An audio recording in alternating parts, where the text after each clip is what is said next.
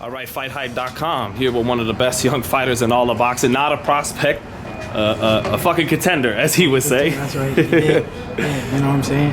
Devin. I feel like I went in there and I showed that. You know, he's 25-0, and you know what I'm saying. He showed that he wasn't, you know, just no slouch. Usually, Dev, you take your time in there, but tonight you came out pretty much from the jump aggressive. Why was that?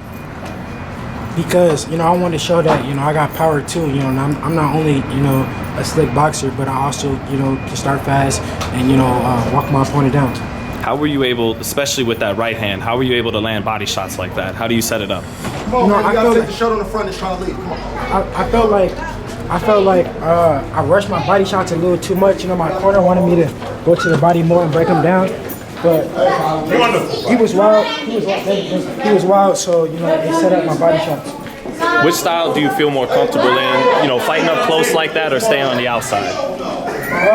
You know, a little bit of both. You know, my team came up with a good game plan. You know, and I executed good. You know, I could have went to the body a little bit more earlier. You know, he said that that's what hurt him in the beginning. It was in the early round that I hurt him with a body shot. You know, and I could have stuck to the body a lot more.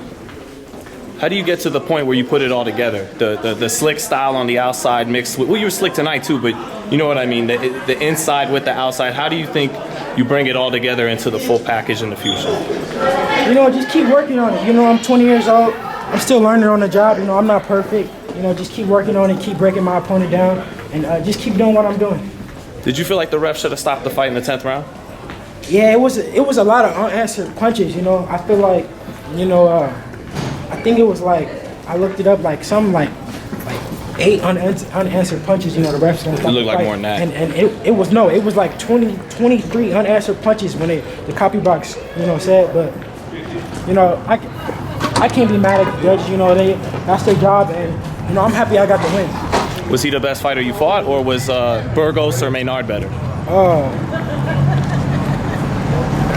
They were all good. They were all good. I can't say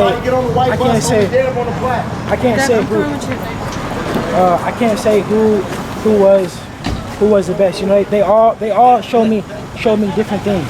You mind if I yeah, one more? Okay. Cool. We're good. And man, Richard Comey, he's got that IBF title, the vacant shot coming up. Does that belt have your name on it? Yeah, you know, all those belts got my name on it. I want all those top guys, like I've been saying.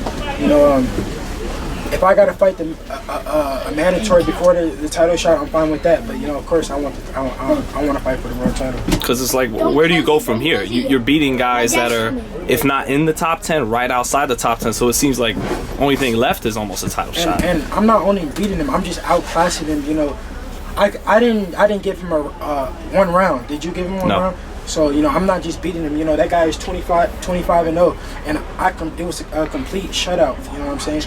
He was a former world champion. He had the IBO belt, and you know, ranked 3rd by the WBA.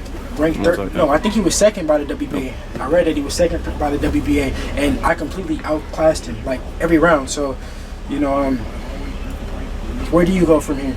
Was there a certain time you think, not that he showed up to survive, but at a certain point in the fight, do you think he wasn't fighting to win? He was just fighting to see the final belt? Definitely. And at what point you think? Early. Like, I want to say after the 2nd round, he just was fighting to survive. And my corner was telling me to go to the body. And they were kind of, you know, rushing me. When I was taking my time, I was doing good. But, you know, it's just a learning experience for me. Did any of the, would look like increased aggressiveness tonight have to do with, you know, media, people asking you after you were outboxing these guys for 10 rounds? Where was the not? Yeah. You know, the media was, well, the commentators were saying basically, like, you know, that I was just beating guys, you know, on the outside. You know, I wanted to show them that I still got power and I still can, you know, beat a guy on the inside. And, you know, I showed that. How do you use people's words like that to use them in a good way to fuel you to fight better and not, for lack of a better word, fight stupid? You know, get them to get you out of your game. Hey. Okay. He's done. Okay. All right. So, all right, Dev. Any last words, Dev? After this, any last words, Dev? Oh, you know, you know, just thank you for the support. You know, thank you FightHype. You know, thank you Sean. What's the thank you name? to everybody. You know, who supported me this fight. You know, I'm just still climbing the ladder. And you know what I'm saying? I'm ready for those top guys. Hall of Famer one day, you believe? Future Hall of Famer for sure. Thanks, Steph.